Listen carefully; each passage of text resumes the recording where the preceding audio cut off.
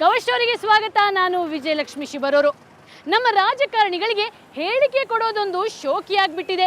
ನಾನು ಈ ಮಾತನ್ನ ಯಾಕೆ ಇಷ್ಟೊಂದು ಕಟುವಾಗಿ ಹೇಳ್ತಿದ್ದೀನಿ ಅಂದರೆ, ನಮ್ಮ ರಾಜಕಾರಣಿಗಳ ಪ್ರಕಾರ 2012ಕ್ಕೆ ನಮ್ಮ ರಾಜ್ಯ ಬಾಲಕಾರ್ಮಿಕ ಮುಕ್ತ ರಾಜ್ಯ ಆಗಬೇಕಿತ್ತು. ನಮ್ಮ ರಾಜ್ಯದ ಪ್ರತಿಯೊಂದು ಮಗುವಿಗೂ ಶಿಕ್ಷಣದ ಹಕ್ಕು ಸಿಗಬೇಕಿತ್ತು. ಎಲ್ಲ ಮಕ್ಕಳ ಕಲ್ಯಾಣ ಆಗಬೇಕಿತ್ತು. ಆದರೆ ಹಾಗಾಗಿದೆಯಾ? ಹಾಗಾದರೆ ನಮ್ಮ ರಾಜಕಾರಣಿಗಳು ನಮ್ಗೆ ಹೇಳಿದ ಸುಳ್ಳುಗಳೇನು, ಕೊಟ್ಟ ಸುಳ್ಳು ಭರವಸೆಗಳೆಷ್ಟು ಹೇಳ್ತೀನಿ ಇವತ್ತಿನ ಕವರ್ ಸ್ಟೋರಿಯಲ್ಲಿ. ಜೂನ್ 12 ವಿಶ್ವ ಬಾಲಕಾರ್ಮಿಕ ವಿರೋಧಿ ದಿನ. ಈ ದಿನವನ್ನು ನಮ್ಮ ಘನವೆತ್ತ ಸರ್ಕಾರ ಹೇಗೆ ಆಚರಿಸಿತು ಗೊತ್ತಾ?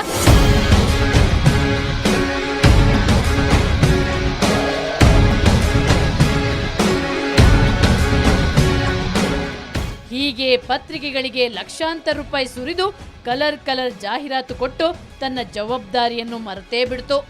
ಇದು ಅನೇಕ ಪ್ರಜ್ಞಾವಂತರ ಕೆಂಗಣ್ಣಿಗೂ ಗುರಿಯಾಯಿತು. ಬಹುತೇಕ ಹಣ ಬರೀ ಜಾಹೀರಾತುಗಳಿಗೆ ಹೋಗುತ್ತೆ. ಬಹುಶಃ ಆ ಹಣವನ್ನು ಶಾಲೆಗಳಿಗೆ ಕೊಟ್ಬಿಟ್ಟಿದ್ರೆ ಅಲ್ಲಿ ಬೇರೆ ಎಲ್ಲ ಬದಲಾವಣೆಗಳಾಗ್ತಾ ಇತ್ತು ಅಂತ ನಾನು ಭಾವಿಸ್ಕೋತೇನೆ. ಯಾಕೆಂತ ಹೇಳಿದ್ರೆ ಜಾಹೀರಾತು ರೀಚ್ ಆಗ್ತಕ್ಕಂಥದ್ದು ಕೇವಲ ಕನಿಷ್ಠ ಬಾಲಕಾರ್ಮಿಕ ವಿರೋಧಿ ದಿನಾಚರಣೆಯಂದಾದ್ರೂ ಕೂಡ ನಮ್ಮ ಸರ್ಕಾರ ಒಬ್ಬನೇ ಒಬ್ಬ ಬಾಲಕಾರ್ಮಿಕನನ್ನು ಶೋಷಣೆಯಿಂದ ಮುಕ್ತಗೊಳಿಸಿಲ್ಲ. ಬದಲಾಗಿ ಆ ದಿನ ಸರ್ಕಾರದ ಸಚಿವರುಗಳು ಹೇಳಿಕೆ ಕೊಡೋದ್ರಲ್ಲೇ ಮೈ ಮರೆತರು. ಅಧಿಕಾರಿಗಳು ಅವರನ್ನ ಓಲೈಸೋದ್ರಲ್ಲಿ ತಲ್ಲೀನರಾದ್ರು.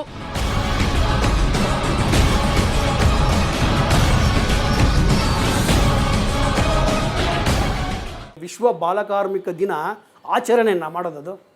ಅವ್ರು ಹೇಳ್ತಿದ್ದು ಆಚರಣೆ, ಸಂಭ್ರಮ ಪಡೋ ದಿನ ಅಲ್ಲ ಅದು. ಅದ್ರ ಬಗ್ಗೆ ನಾವು ಗಂಭೀರವಾದ ಚಿಂತನೆ ಮಾಡಬೇಕಾಯ್ತು ದಿನ ಅವತ್ತು. ನಮ್ಮಲ್ಲಿ ಬಾಲಕಾರ್ಮಿಕರೇ ಇಲ್ವಾ?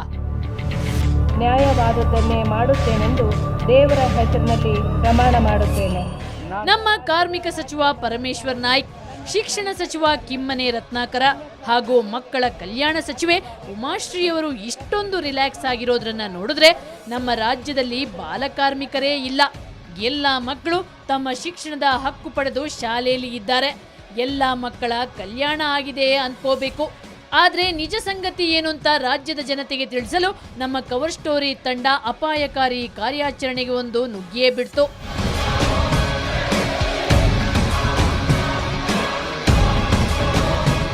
ಇದುವೇ ಬೆಂಗಳೂರಿನ ಗೋರಿಪಾಳ್ಯ. ವಿಧಾನಸೌಧದಿಂದ ಬರೀ 4 ಕಿಲೋಮೀಟರ್ ದೂರದಲ್ಲಿದೆ. ಆದರೆ ಇದು ಅತ್ಯಂತ ಸೂಕ್ಷ್ಮ ಪ್ರದೇಶ. ಅಲ್ಪಸಂಖ್ಯಾತರೇ ಹೆಚ್ಚು ಸಂಖ್ಯೆಯಲ್ಲಿ ವಾಸಿಸುತ್ತಿರೋ ಈ ಪ್ರದೇಶ ವಿಚಿತ್ರ ಗಲ್ಲಿಗಳನ್ನು ಒಳಗೊಂಡಿದೆ. ಆ ಗಲ್ಲಿಯೊಳಗೆ ಹೆಜ್ಜೆ ಇಟ್ಟಾಗ ನಮಗೆ ಆಘಾತವೇ ಕಾದಿತ್ತು. ರಹಸ್ಯ ಕಾರ್ಯಾಚರಣೆ ವೇಳೆ ಕಂಡುಬಂದ ಒಂದೊಂದು ದೃಶ್ಯಗಳು ಕೂಡ ನಮ್ಮ ಸರ್ಕಾರದ ನೀತಿಯನ್ನ ಅಣಕಿಸುತ್ತಿತ್ತು. ಯಾಕಂದ್ರೆ ಗೋರಿಪಾಳ್ಯದ ಗಲ್ಲಿಗಳು ಬಾಲಕಾರ್ಮಿಕರ ಸಾಮ್ರಾಜ್ಯವಾಗಿದೆ. ಅಲ್ಲಿ ಯಾವುದೇ ಅಂಗಡಿಗೆ ನುಗ್ಗಿದ್ರೂ ಅಲ್ಲೊಂದು ಮುಖ ತುಂಬ ಮಸಿ, ಕೊಳಕು ಬಟ್ಟೆ ತೊಟ್ಟ ಬಾಲಕನನ್ನ ಕಾಣಬಹುದು. ಗ್ಯಾರೇಜ್ಗಳ ಬಳಿ ಸುಳಿದ್ರೆ ಪುಟ್ಟ ಪುಟ್ಟ ಕೈಗಳು ಸ್ಪಾನರ್, ಸ್ಕ್ರೂ ಡ್ರೈವರ್ ಹಿಡ್ಕೊಂಡು ಕೆಲಸದಲ್ಲಿ ಬ್ಯುಸಿ ಇದ್ದವು. ಟೂಲ್ ಶಾಪ್ಗಳಲ್ಲಿ ಮಕ್ಕಳ ಶೋಷಣೆ ನಿರಂತರವಾಗಿ ಸಾಗಿದೆ. ತಕ್ಕ ಕುದಿಯೋ ಬೆಂಕಿ ನಡುವೆ ಬಾಟಲಿ ತಯಾರಿಸೋ ಫ್ಯಾಕ್ಟರಿಗಳಲ್ಲೂ ಪುಟ್ಟ ಪುಟ್ಟ ಜೀವಗಳು ಬೇಯುತ್ತಿವೆ.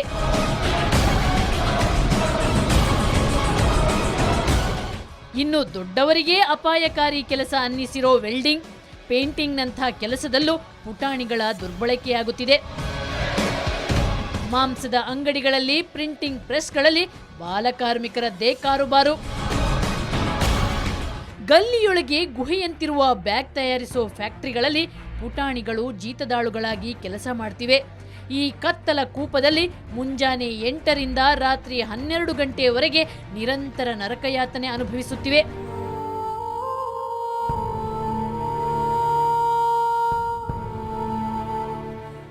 ಇಲ್ಲಿ ದುಡಿಯೋ ಅನೇಕ ಬಾಲಕರು ದೂರದ ಜಮ್ಮು, ಬಿಹಾರದಿಂದ ಬಂದವರು. ಇವರಿಗೆ ಸಂಬಳ ಎಷ್ಟು ಗೊತ್ತಾ?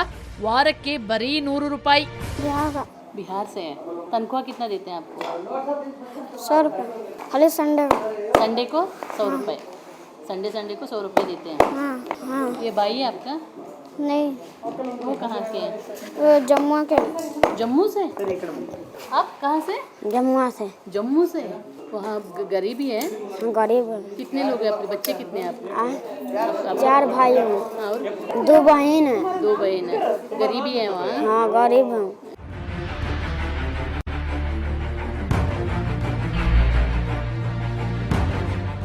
ಯಾಕ್ರಪ್ಪ ಇಷ್ಟು ಪುಟ್ಟ ಮಕ್ಕಳನ್ನ ದುಡಿಸ್ತಿದ್ದೀರಿ ಅಂತ ಕೇಳಿದ್ರೆ ಅವ್ರು ಕೊಡೋ ಉದ್ದಟತನದ ಉತ್ತರ ಕೇಳಿ. ಒಂದೊಂದು ಮನೇಲಿ ಅಕ್ಕಿ ಸಿಗ್ತಾ ಇಲ್ಲ, ಊಟ ಸಿಗ್ತಾ ಇಲ್ಲ. ಯಾರು ಕೇಳ್ತಾ ಇದಾರೆ? ಸರ್ಕಾರ ಎಲ್ಲಿ ಕೇಳ್ತಾ ಇದೆ ಅದಕ್ಕೆಲ್ಲ?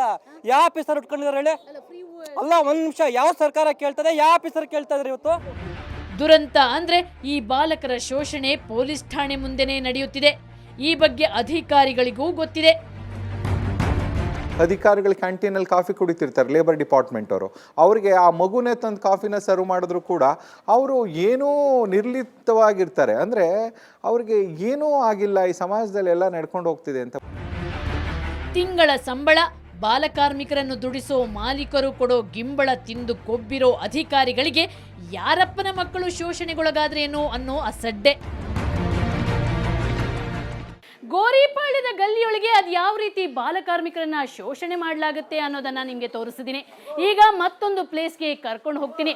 ಅಲ್ಲಿ ಪುಟ್ಟ ಪುಟ್ಟ ಕೈಗಳಿಗೆ ಯಾವ ರೀತಿ ಕೆಲಸ ಕೊಡ್ತಾರೆ, ಚಿಕ್ಕ ಮಕ್ಕಳ ಮೇಲೆ ಯಾವ ರೀತಿ ದೌರ್ಜನ್ಯ ಮಾಡ್ತಿದ್ದಾರೆ ಅನ್ನೋದನ್ನ ತೋರಿಸ್ತೀನಿ ಚಿಕ್ಕ ಬ್ರೇಕ್ನ ನಂತರ.